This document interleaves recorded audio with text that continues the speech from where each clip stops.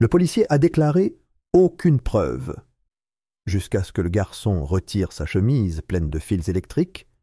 Le tribunal est bloqué. Dès que les portes du tribunal s'ouvrirent, un silence aussi délicat et glacial que le crépitement du givre sur les vitres s'abattit sur la pièce.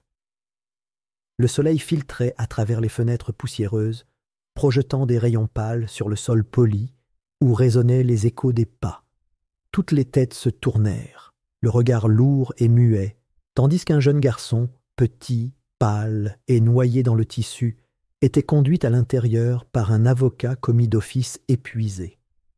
Noah Benton, 14 ans, avec ses membres nerveux et ses joues creuses, ressemblait moins à un témoin qu'à une ombre venue de la rue.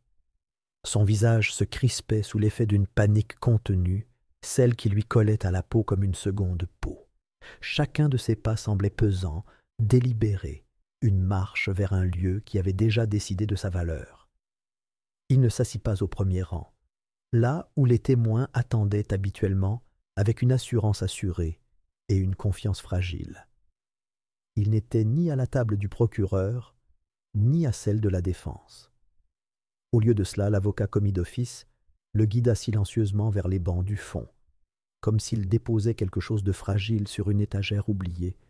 Là, Noah se replia sur lui-même, les doigts crispés sur l'ourlet de son sweatshirt, le regard scrutant la salle d'audience avec l'instinct d'une proie dressée à repérer chaque issue. À l'avant de la salle, juste derrière la table de la défense, se tenait l'homme dont la vie était désormais menacée par la corruption. Jericho Hales, black, 38 ans, d'un calme presque déplacé, se dressait tel un monument de retenue.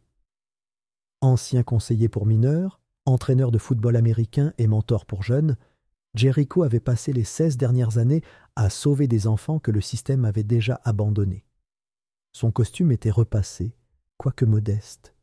Son regard exprimait cette patience acquise seulement après des décennies, à savoir quand parler et quand endurer. Et pourtant, il était là, accusé de crimes si graves que la salle d'audience tremblait sous le poids des accusations. Agression d'un agent fédéral, incitation à l'émeute, et le plus absurde de tous, diffusion de contenu préjudiciable à des mineurs. Pris ensemble, ils le présentaient non pas comme l'homme qui avait sorti des adolescents de la rue pour les intégrer à des programmes de bourse, mais comme un méchant tiré de la presse à sensation. Le juge-président, Michael Durning, tenait la salle d'audience avec une expression qui changeait rarement. Sa nomination à vie le mettait à l'abri des conséquences, et ses décisions reflétaient souvent sa loyauté. Ses liens étroits avec le parquet de l'État et plusieurs donateurs politiques financés par le pétrole étaient une vérité chuchotée que personne n'osait proférer à voix haute dans la salle d'audience, mais que tout le monde ressentait. Chaque objection était retenue contre l'avocat de Jericho. Chaque requête rejetée sans un regard. Chaque décision, prise avec une subtile inclination en faveur de l'accusation, laissait présager un procès moins axé sur la justice que sur la disparition d'un homme. Assis à la table du procureur se trouvait Lionel Griggs, un bulldog en costume sur mesure dont la réputation s'était forgée à la une des journaux et à ses victoires judiciaires. Griggs avait gagné le surnom de « The Closer » pour sa capacité à enterrer les accusés sous une montagne d'accusations, souvent avec des preuves aussi minces que du papier et des témoignages achetés à prix d'argent ou par la peur. Il ne regardait pas Jericho comme un homme regarde son rival. Il le regardait comme un chasseur regarde un cerf déjà blessé, tournant autour de lui jusqu'à ce qu'il s'effondre d'épuisement. Ce que le tribunal ignorait, ou feignait de ne pas savoir, c'est que Griggs n'agissait pas seul. Des forces bien au-delà de cette salle d'audience étaient investies dans le silence de Jericho. 2 semaines avant le début de ce procès, Jericho était tombé sur quelque chose qui, s'il avait atteint la lumière, aurait brûlé les fondations de la ville comme de l'acide. Il avait trouvé des preuves, dossiers, séquences vidéo, fichiers cryptés, reliant le commissaire de police Edward Morsley et le sénateur Royce Dandridge à un projet secret de site noir. Cette initiative, dissimulée sous le couvert d'un financement de sensibilisation communautaire, ciblait les jeunes noirs à risque sous couvert de réhabilitation comportementale. En réalité, ces enfants étaient surveillés, manipulés et soumis à une technologie expérimentale de modification du comportement développée en partenariat avec un entrepreneur privé de la défense. Les documents divulgués ont révélé que ces prétendus centres de correction n'étaient rien de plus que des chambres de rééducation modernes pour enfants considérés comme de futures menaces. Jericho n'avait pas prévu de rendre l'affaire publique de manière imprudente. Il avait passé des jours à crypter les dossiers et à vérifier leur authenticité. Puis il avait contacté un journaliste local, en qui il avait confiance, et un homme de la mairie qui avait autrefois défendu la réforme de la police. Cette confiance, cependant, allait causer sa perte. 2 jours plus tard, le journaliste disparaissait sous le couvert d'une relocalisation forcée. Et Jericho se retrouvait menotté chez lui, accusé d'avoir agressé un agent fédéral qui ne s'était identifié qu'après sa maîtrise. Les médias ont monté l'histoire avec une aisance chorégraphiée. Les images de Jericho aidant un groupe d'adolescents à apprendre la réanimation cardiopulmonaire dans son centre communautaire ont été remplacées par des images granuleuses de lui menotté. Le récit avait été façonné et le public l'a avalé comme un évangile.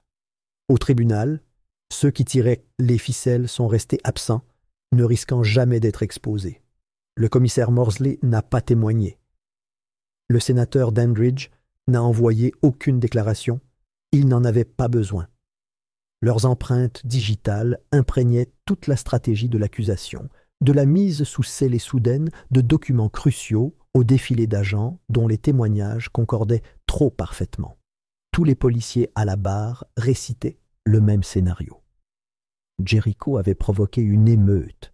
Jericho possédait des caches de données liées à des contenus préjudiciables. Jericho résistait à son arrestation. Aucun d'eux ne broncha. Aucun d'eux ne put répondre à des questions hors de leurs répliques mémorisées. Noah Benton n'avait été cité comme témoin ni par la défense ni par l'accusation. Il avait été effacé du récit officiel. Mais il était là, sa présence silencieuse, comme un murmure que le tribunal refusait d'entendre. 2 semaines plus tôt, il s'était rendu dans l'un de ces locaux que Jericho tentait de dénoncer. Il se souvenait du bourdonnement froid de l'électricité, de la lumière blanche qui ne s'éteignait jamais, des fils qu'on lui avait attachés à la poitrine sous prétexte de surveiller son anxiété. Il se souvenait des cris, les siens et ceux des autres. Et il se souvenait de la nuit où Jericho était arrivé à l'improviste, exigeant que le personnel le laisse entrer. Jericho n'était pas un parent, ce n'était pas un policier, mais il était arrivé avec des noms, des questions et une colère trop légitime pour être ignorée. Noah avait observé depuis un miroir de sécurité Jericho se disputer avec le personnel, hurlant à propos de droit, de consentement et de loi. C'était la nuit où l'établissement avait mystérieusement fermé pour rénovation. C'était la nuit où Noah s'était évadé. Il n'avait plus parlé depuis, ni à son avocat commis d'office surmené, ni à l'assistante sociale qu'il avait placée dans un autre foyer temporaire. Jusqu'à la veille au soir, lorsqu'il avait remonté son sweatshirt dans la pénombre d'une salle de bain de motel et avait contemplé les légères marques qui subsistaient encore sur son torse, là où des fils électriques s'accrochaient autrefois comme des parasites. C'est alors qu'il avait pris sa décision. C'est alors qu'il avait annoncé à son avocat commis d'office qu'il souhaitait assister au procès. Assis au fond de la salle d'audience, Noah attendait. Non pas qu'on l'appelle par son nom, non pas qu'on lui demande ce qu'il savait, mais le moment où la vérité éclaterait, que le tribunal le veuille ou non. Jericho ne se retourna pas vers lui. Il ignorait la présence de Noé, mais d'une manière ou d'une autre, un calme s'installa entre eux, silencieux et puissant. La procédure commença au même rythme prévisible. L'accusation se lança dans une plaidoirie d'ouverture truffée de termes codés. Comportement incendiaire, intention subversive, influence radicale. L'avocat de la défense, un jeune homme noir du nom de Terrence Miles, qui avait hérité de l'affaire après que 2 autres l'aient mystérieusement abandonné, se leva, tentant de percer le brouillard des préjugés par des faits.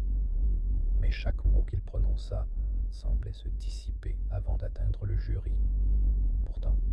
ne céda pas.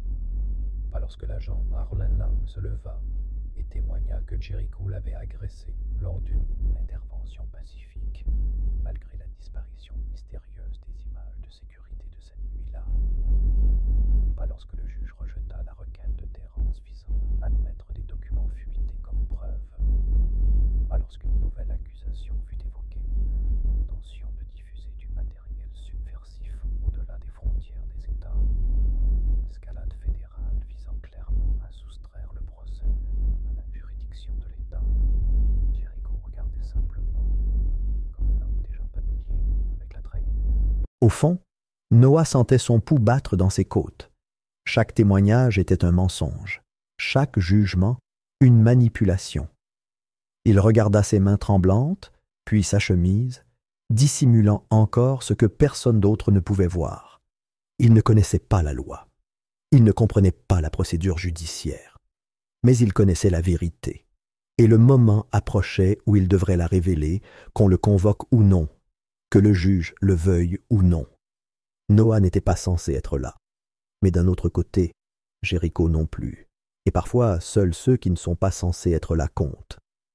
C'est ainsi que, dans une salle d'audience ensevelie sous les mensonges, les pots de vin et les tractations en coulisses, un fragile fil de vérité reposait tranquillement au dernier rang, attendant le moment où il serait arraché et détricoterait tout. 2 semaines plus tôt, Jericho se tenait dans la salle de visite froide de la prison de Black Ridge, les néons au-dessus de lui bourdonnant d'une monotonie sereine. L'air était vicié, saturé du poids d'années injustement perdues. Assis de l'autre côté de la table en acier, André Benton, plus âgé maintenant, plus las, mais ses yeux conservaient encore l'étincelle de défi qui lui avait autrefois fait croire que la justice était plus qu'une promesse abstraite. Ses poignets étaient entravés, même s'ils ne représentaient une menace que pour la vérité. Jericho n'était pas revenu depuis la condamnation d'André. Son échec avait été trop lourd à porter. Mais maintenant, il était de retour, non pas pour s'excuser, mais pour raviver ce qu'ils avaient commencé. Jericho avait toujours cru au système, aux réformes, au changement lent. Mais ce qui était arrivé à André n'était pas un échec du système, c'était un système transformé en arme. Un policier corrompu, animé d'une vengeance personnelle, avait glissé un sachet de fentanyl dans la boîte à gants de la voiture d'André lors d'un contrôle de routine. Les images de la caméra embarquée, première ligne de défense de Jericho, avaient disparu avant même d'être cataloguées. L'agent avait depuis été promu. André avait tout perdu, 10 ans pour rien. Jericho fixait les mains menottées d'André. La rage montait dans sa poitrine, mais il la ravala. Il ne pouvait pas se permettre une fureur justifiée maintenant. Pas encore. Après la visite, Jericho retourna à son bureau, un espace sombre et encombré, rempli de dossiers à moitié triés et dont les murs étaient ornés de chronologies et de fils conducteurs. L'affaire André Benton était enfouie sous des années de poussière et de défaites, mais lorsqu'il recommença à tirer sur les filles, quelque chose de nouveau apparut. Les dossiers des mineurs, des données qui auraient dû être scellées, avaient été détournés. Registres de thérapie, rapports disciplinaires, antécédents familiaux. Tout cela signalé, codé et exporté par l'eau. À première vue, cela ressemblait à une redondance bureaucratique. Mais plus profondément, Jericho remonta les empreintes numériques d'une société de sécurité privée engagée par la ville. Pas seulement des données des forces de l'ordre, mais aussi des dossiers scolaires, des prédictions comportementales, des évaluations psychologiques. La vie des enfants transformée en évaluation des risques. C'est alors qu'il tomba sur Noah. Le garçon avait contacté Jericho de la manière la plus originale qui soit, en piratant la boîte de réception cryptée. Au début, Jericho crut à une farce. Puis il lut le message. « Je crois que tu connaissais mon père. Je crois qu'il me surveillera encore. » Jericho remonta le message jusqu'à une adresse IP attribuée à une tablette fournie par l'école. Curieux, il organisa un rendez-vous dans une bibliothèque publique, prudent mais intrigué. Le garçon qui l'aborda était mince, calme, le genre d'enfant qu'on oublie dans la foule. Il portait un sweat à capuche trop grand, les manches tombant sur ses jointures, mais son regard était perçant. calculateur. Noah ne demanda pas d'aide. Il tendit une clé USB à Jericho et attendit. De retour à son bureau, Jericho chargea les fichiers. Ce qu'il trouva lui glaça les mains. Caché dans un sous-dossier du programme Study Body pour tablette de l'école, se trouvait un logiciel silencieux appelé EduO10. Il disposait d'un accès root, ce qu'aucun logiciel étudiant n'aurait dû avoir. Grâce à lui, les tablettes se connectaient à une arborescence de serveurs cachés reliés au domaine de la mairie. Il n'y avait pas d'image, mais les enregistrements audio des centaines d'heures étaient non filtrés. Salle de classe, séances de soutien psychologique, conversations privées entre élèves, enseignants, même à la maison lorsque les tablettes étaient laissées allumées toute la nuit. Jericho a immédiatement appelé Noah. Le garçon lui a expliqué, avec simplicité et fermeté, qu'il avait découvert le logiciel en fouillant dans les vieux dossiers de son défunt père. Ce dernier était technicien réseau pour la ville. Après sa mort, Noah avait appris seul à coder suffisamment pour explorer les programmes sur lesquels son père avait travaillé. Ce qu'il a découvert, c'était une surveillance intégrée à des appareils distribués comme outils d'égalité scolaire. La ville avait déguisé le contrôle en compassion. Noah n'avait cessé d'enregistrer depuis. Il avait recueilli des menaces de la part des agents de ressources scolaires, des tactiques d'intimidation lors des séances de conseil et, dans un dossier particulièrement accablant, une remarque désinvolte d'un chef de police lors d'une réunion du conseil « Nous ne profilons pas les enfants. Nous identifions simplement les responsabilités en amont. » Les enregistrements étaient suffisants pour ruiner des carrières. Mais Jericho savait qu'ils n'étaient pas admissibles, pas encore, pas sans contexte, pas sans vérification. C'est ce qui a rendu les paroles suivantes de Noah si importantes. « Je les ai enregistrées en train de parler de toi. » Dans la salle d'audience, c'était le deuxième jour du procès. Les avocats commis d'office étaient assis, raides et sous pression, leurs requêtes rejetées aussi vite qu'elles avaient été déposées. Le juge Durning, un homme qui clignait rarement des yeux pendant les audiences, avait déjà clairement exprimé sa position. Sympathie pour l'accusation, scepticisme pour tout le reste. Jericho était assis à la table des accusés, calme en apparence, mais furieux au fond. Chaque fois que son avocat, Wesley Knox, ouvrait la bouche, il avait l'impression de se heurter à un mur d'objection. Le témoin principal de l'accusation, l'agent spécial Troy Fenwick, prenait la parole avec une aisance maîtrisée, son uniforme impeccable, son expression masquant une indignation légitime. Le témoignage de Fenwick était fluide. Il raconta comment Jericho s'était rué sur lui lors d'un interrogatoire tardif, comment il n'avait eu d'autre choix que de se défendre. Les images de la caméra piéton, désactivées. Il prétendit que c'était une coïncidence, un dysfonctionnement. « Dommage », dit-il. Il dépeignit Jericho comme un agitateur désespéré, un chasseur de complot qui avait finalement craqué sous la pression. Jericho serra les mâchoires, gardant le cap. Il savait que Wesley ne pouvait pas rivaliser avec un agent fédéral et un juge corrompu. Pas ici, pas sans aide. Et puis, l'aide arriva. Personne ne le remarqua au début. Un garçon en sweat à capuche, assis tranquillement au dernier rang. Lorsqu'il se leva, il n'y eut pas de fanfare, pas d'entrée théâtrale, juste un mouvement délibéré. Il descendit l'allée, dépassant des rangées silencieuses de spectateurs, passant devant l'huissier qui ne fit que cligner des yeux à son passage. Lorsque le juge Durning aboya à l'ordre, Noah ne s'arrêta pas. Il n'éleva pas la voix. Il ne plaida pas. Il parle simplement. Jericho ne mentait pas. Il avait des preuves. La salle d'audience se tendit. Les caméras cliquèrent. Des exclamations de surprise éclatèrent, puis se transformèrent en murmures stupéfaits. Le juge tenta de reprendre ses esprits, invoquant la bienséance et la procédure légale. Mais Noah continua d'avancer, chaque pas chargé d'un objectif plus grand que la peur. Il s'arrêta au centre, face au juge, au jury, à l'accusation, puis se tourna vers Jericho. Son visage était pâle, mais serein. Il attrapa les bas de son sweat à capuche et, d'un mouvement lent, le fit passer par-dessus sa tête. La pièce se tut. Sous le sweat à capuche, un t-shirt de compression lui collait au corps. Des fils, de petits microphones noirs, des appareils de la taille de clé USB étaient attachés à ses côtes. Un émetteur clignotant, placé à son sternum, pulsait comme un battement de cœur. Sa voix tremblait, non pas de doute, mais de la gravité de ce qu'il transportait. Il avait tout enregistré. Réunion, policiers, menaces, même cette salle d'audience. Il y eut des halètements.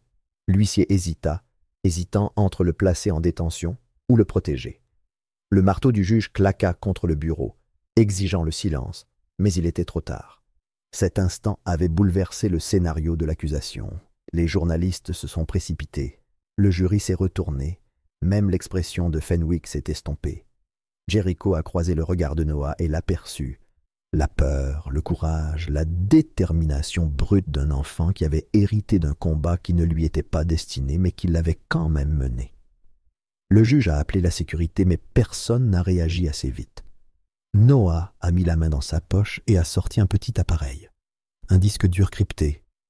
Il l'a déposé délicatement au bord de la barre des témoins, une offrande de défi à un système fondé sur le silence. Jericho ne souriait pas. Il ne bougeait pas. Il respirait simplement, profondément, régulièrement, le genre de respiration qu'un homme prend quand le vent tourne enfin. La salle d'audience se figea. Chaque respiration semblait suspendue dans l'épaisse tension qui flottait dans l'air. Les regards allaient et venaient du garçon au centre de la tempête et du juge dont le visage était devenu blanc comme un linge derrière le banc surélevé. Le marteau du juge Durning claquait à plusieurs reprises, résonnant à travers les murs avec une fureur qui trahissait son contrôle défaillant. Il ordonna aux huissiers de faire sortir Noah immédiatement, d'une voix cinglante et frénétique, mais avant que quiconque puisse atteindre le garçon, Wesley Knox se leva d'un bond, exigeant une suspension d'audience et une audience d'urgence pour examiner les preuves. La salle d'audience explosa. Les journalistes se bousculèrent pour documenter le chaos, chuchotant des nouvelles dans leurs micros, tandis que les caméras tentaient de capturer le moindre tic sur chaque visage. Les jurés semblaient perplexes, incertains s'ils venaient d'assister à un crime ou à la révélation d'un crime. La pression en coulisses s'est mise en place avec une rapidité fulgurante. Griggs, le procureur principal, s'est précipité hors de la pièce, cravate desserrée, la rage irradiant à chaque pas. Il a franchi la double porte, aboyant déjà dans un téléphone jetable avant de disparaître dans le couloir. Sa voix s'est brisée dans le couloir, des ordres brefs et saccadés, comme un homme en retraite essayant de redessiner un champ de bataille. Tout le monde savait ce qu'il faisait, limiter les dégâts, maîtriser, mais il était déjà trop tard. Le garçon avait forcé la forteresse. En moins de 2 heures, l'accusation a déposé une requête pour supprimer toutes les déclarations et tous les enregistrements de Noah. La requête qualifiait l'écoute d'illégale, invoquant les lois sur la mise en danger des mineurs et l'atteinte à la vie privée. Ils arguaient que les preuves manquaient de traçabilité, que Noah n'était pas un lanceur d'alerte agréé et que sa sécurité avait été compromise par une exposition imprudente. Ils ont dépeint le garçon non pas comme un diseur de vérité, mais comme un enfant manipulé. Ils ont accusé la défense de Jericho d'avoir orchestré un coup de théâtre. Mais les mots n'ont pas suffi à remettre la vérité dans son contexte, parce que les enregistrements étaient réels et accablants.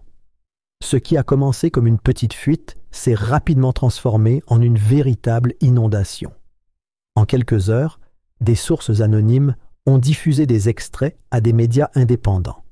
Les fichiers ont révélé l'existence d'une opération secrète profondément ancrée dans le système judiciaire pour mineurs de la ville, connue sous un nom effrayant, Projet Triage. Il ne s'agissait pas seulement d'une équipe spéciale, mais d'un véritable pipeline.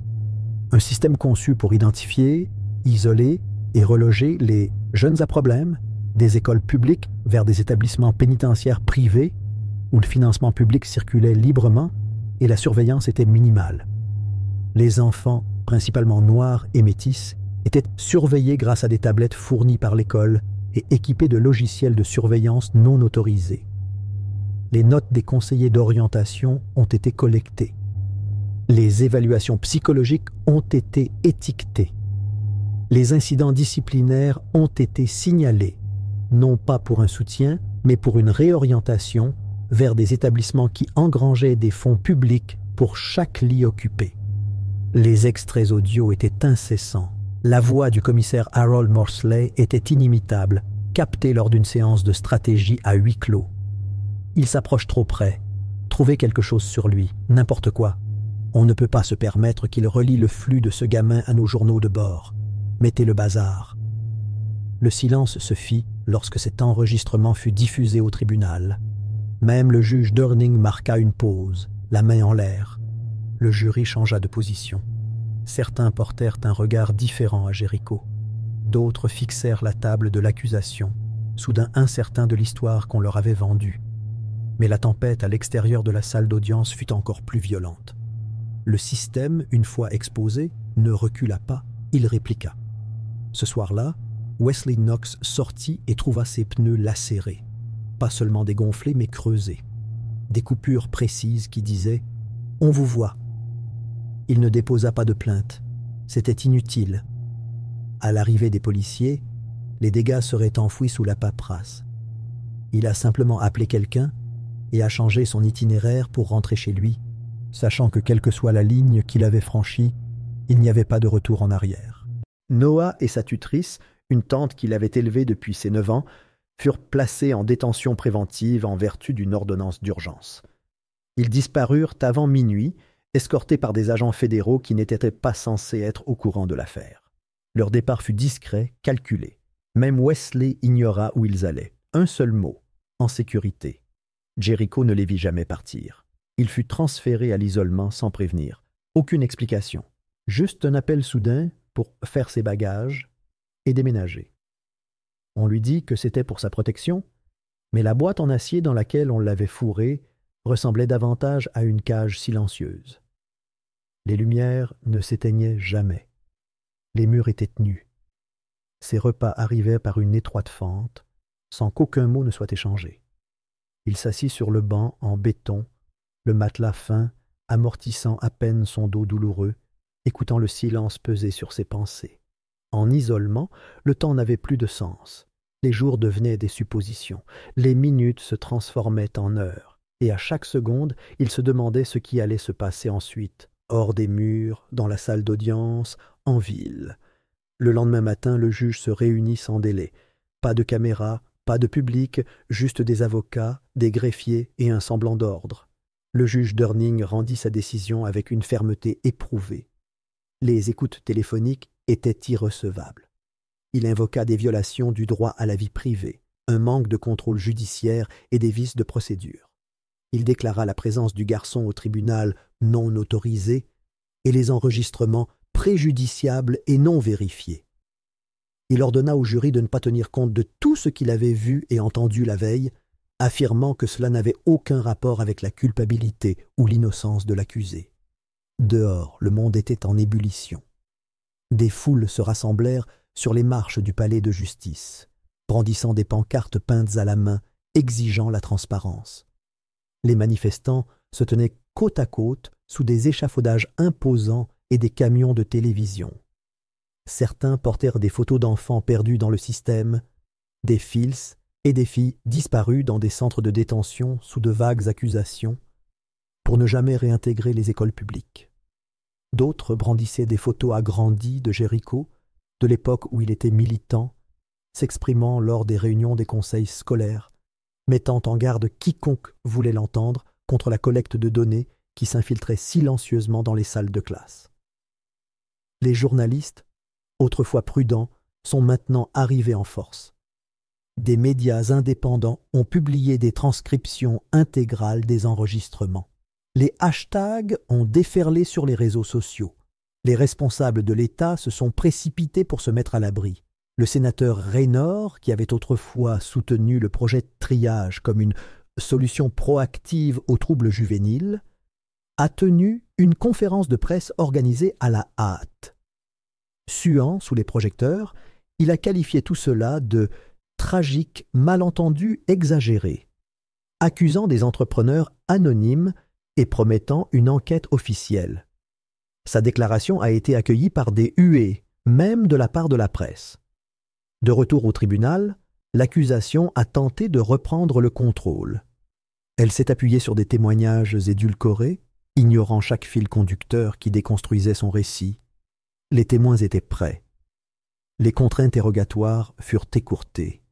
Chaque requête déposée par Wesley fut rejetée sans débat. Il devint évident pour tous les spectateurs.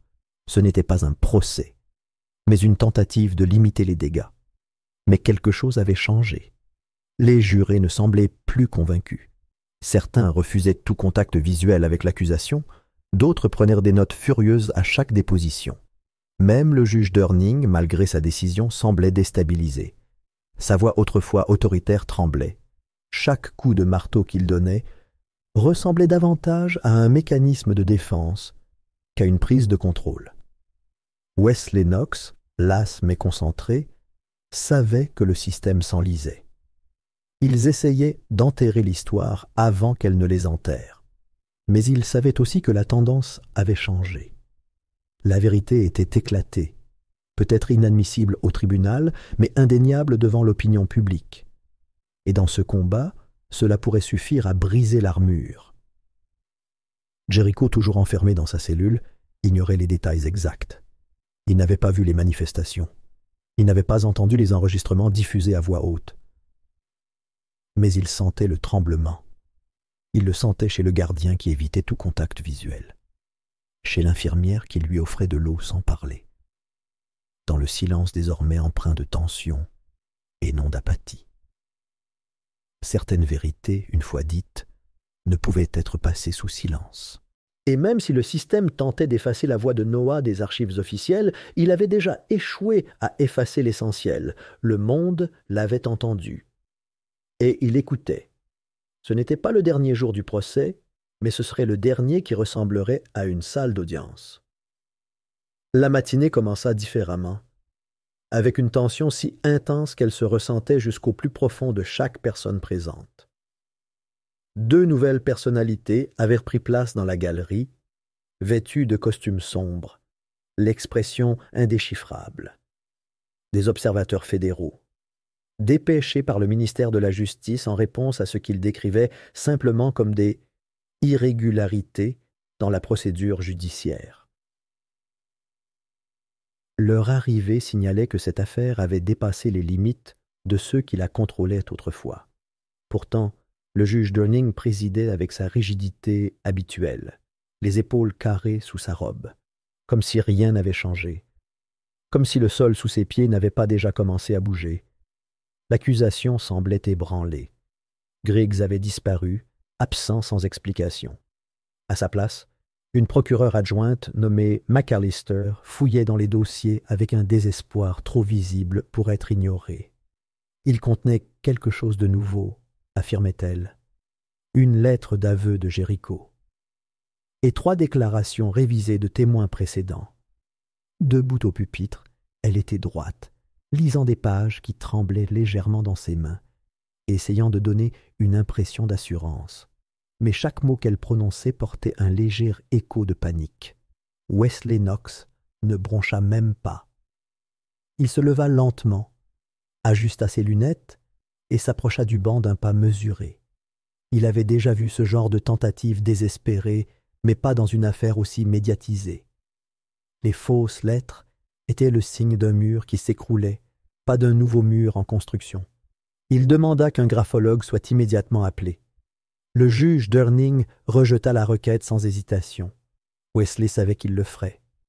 Mais il insista, s'interrogeant sur la chaîne de possession, demandant qui avait récupéré la lettre et quand. Les réponses furent vagues, évasives. La sténographe gratta rapidement son bloc-notes. Puis vinrent les témoignages. Les 2 premiers témoins répétèrent des répliques qui semblaient déjà répétées. Chacun modifia juste ce qu'il fallait à son récit pour présenter Jericho comme plus agressif, plus menaçant. Ils introduisirent de nouveaux détails opportuns, qui n'étaient jamais apparus dans les déclarations précédentes. Wesley les laissa parler. Il prit des notes, posa des questions précises. Il n'insista pas trop, pas encore. Il savait où la situation allait tourner. Le troisième témoin était un jeune agent de patrouille nommé Ryan Clark, 27 ans. Casier judiciaire vierge. Premier témoignage au procès. Il s'avança à la barre, la tête légèrement inclinée, évitant le regard de Wesley. L'accusation l'avait présenté comme une voix nouvelle, quelqu'un qui s'était manifesté tardivement dans l'enquête. Mais Wesley voyait autre chose, de la peur. Et peut-être, juste peut-être, de la honte. Au début du contre-interrogatoire, la voix de Wesley s'adoucit. Il interrogea Clark sur ses années dans la police, sur sa formation, sur le serment qu'il avait prêté. Le silence se fit plus grand à chaque question. Puis il pivota. On lui a demandé si Clark avait été coaché. On lui a demandé si la déclaration qu'il avait lue au tribunal était écrite de sa propre main. Il y eut un silence, plus long que prévu. Puis Clark leva les yeux. Sa mâchoire trembla, ses yeux vitreux. Sa bouche s'ouvrit avant même de pouvoir parler. Il regarda droit vers le juge Durning, puis de nouveau vers Wesley. Sa voix se brisa lorsqu'elle sortit enfin. « Ils m'ont dit de mentir. Ils ont dit que si je ne le faisais pas, je perdrais mon emploi. Tout est faux. Jericho n'a rien fait. » La salle implosa. Des exclamations de surprise retentirent. Quelqu'un dans la galerie cria. Les observateurs fédéraux se penchèrent en avant à l'unisson. Le marteau du juge Durning s'abattit avec une telle force qu'il résonna comme un coup de feu. Il aboya à l'ordre, exigea le silence, mais ses paroles parvinrent à peine à couvrir la tempête qui régnait dans la salle. Les journalistes se précipitèrent vers les sorties, téléphones pointés au plafond. Les caméras à l'extérieur clignotaient déjà à travers les fenêtres du palais de justice. Ryan Clark fut escorté hors de la barre par 2 huissiers, l'un d'eux secouant visiblement la tête, incrédule. Wesley resta immobile, les mains jointes, les yeux rivés sur le juge, observant le déroulement des événements. Et l'affaire s'est dénouée, rapidement. En milieu d'après-midi, les avocats de l'État ont demandé une suspension d'audience d'urgence. La nouvelle est tombée avant même que la salle d'audience ne soit vide. Le témoignage de Clark avait déclenché une réaction en chaîne. Des notes internes ont commencé à fuiter. Un assistant du bureau du procureur a envoyé des courriels anonymes aux journalistes locaux. Les pièces jointes ont révélé des incohérences dans les horodatages, des pièces à conviction modifiées et des images expurgées. Un autre fichier, une vidéo de surveillance de la nuit de l'arrestation de Jericho, le montrait aidant calmement un enseignant lors d'une dispute dans un couloir, sans inciter à la violence comme cela avait été prétendu auparavant. À la reprise de l'audience, l'ambiance avait complètement changé. McAllister n'est pas revenu. Une injonction fédérale avait été émise, gelant toute action en justice contre Jericho en attendant l'examen complet du ministère de la Justice. La table de l'accusation était presque vide, à l'exception d'un assistant subalterne qui rangeait les dossiers en silence. Le jury semblait abasourdi, comme s'il réalisait qu'il avait participé involontairement à une mise en scène. Certains semblaient en colère, d'autres ont le cœur brisé. Le commissaire Harold Morsley a présenté sa démission 2 jours plus tard, sous couvert de raisons personnelles, alors que tout le monde savait qu'il n'en était rien. Sa lettre de démission, laconique, tapée en gras 14 points, a été déposée à 2h37 du matin. Il a disparu de la circulation peu après. Pas de conférence de presse, pas de discours d'adieu. Le procureur Griggs n'a pas attendu aussi longtemps. Il a complètement disparu, pas de sortie officielle, pas de déclaration aux médias. Des rumeurs ont circulé concernant un jet privé, un condominium étranger et des comptes offshore, mais rien n'a été confirmé. Ce qui a été confirmé, c'est que toute l'équipe de communication du département était restée silencieuse. Mais le juge Durning, il n'en avait pas fini. Dans ce qui aurait dû être un moment de lucidité, une pause pour la justice, il a choisi la résistance. Il a refusé de déclarer un procès nul. Il a refusé d'abandonner les charges. Les joues rouges et la voix pleine de fureur, il frappa son marteau à plusieurs reprises, criant « Ce tribunal n'est pas soumis à la loi de la foule !» Il accusait les médias d'ingérence, prétendait que l'injonction fédérale était inconstitutionnel et tentait désespérément de maintenir l'illusion du contrôle. Peu importait, parce que la salle d'audience ne lui appartenait plus. En moins de 24 heures, le ministère de la Justice prenait officiellement en charge l'affaire. Des agents fédéraux arrivèrent au palais de justice avec des documents signés par le procureur général. Jericho fut libéré sous protection fédérale, escorté discrètement par une sortie de service tandis que les manifestants se rassemblaient à l'entrée principale, scandant son nom. Il ne dit pas un mot à la foule, ne salua pas, ne pleura pas. Il leva simplement les yeux une fois vers le bâtiment qui avait tenté de l'écraser et s'éloigna d'un pas assuré dans le véhicule qui l'attendait. Noah, quant à lui, fut transporté par avion à Washington, D.C., en vertu d'une ordonnance de protection des témoins d'urgence. Le garçon qui avait dénoncé un réseau corrompu s'étendant à travers les écoles, les commissariats de police et le système judiciaire devait maintenant témoigner devant une commission de surveillance du Congrès. On lui a offert un nouveau costume, de nouvelles chaussures et une place à la table qu'il ne voyait autrefois qu'à la télévision. Lorsqu'il a pris la parole, sa voix s'élevait à peine au-dessus d'un murmure, mais cela lui a suffi. Il a décrit ce qu'il avait vu, ce qu'il avait enregistré, comment on lui avait dit que son silence le protégerait, comment il avait choisi de tout risquer. 3 mois plus tard, le projet Triage était pleinement exposé. Ce n'était pas seulement un programme illégal, c'était systémique.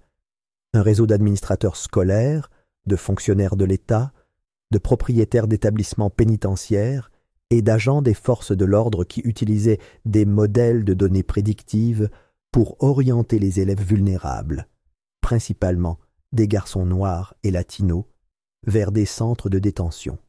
Ils ont appelé cela une réforme préventive. En réalité, il s'agissait d'un trafic légalisé. Les enfants étaient traités comme des marchandises, chaque corps valant des milliers de dollars en contrat avec l'État, leur avenir échangé contre des profits. Plusieurs sénateurs ont été inculpés. Des fonctionnaires de l'État ont été arrêtés lors de perquisitions avant l'aube. Des conseils scolaires entiers furent dissous. Partout dans l'État, des écoles mirent fin à leur contrat de partage de données, cherchant à se distancier des conséquences. Les chaînes d'information,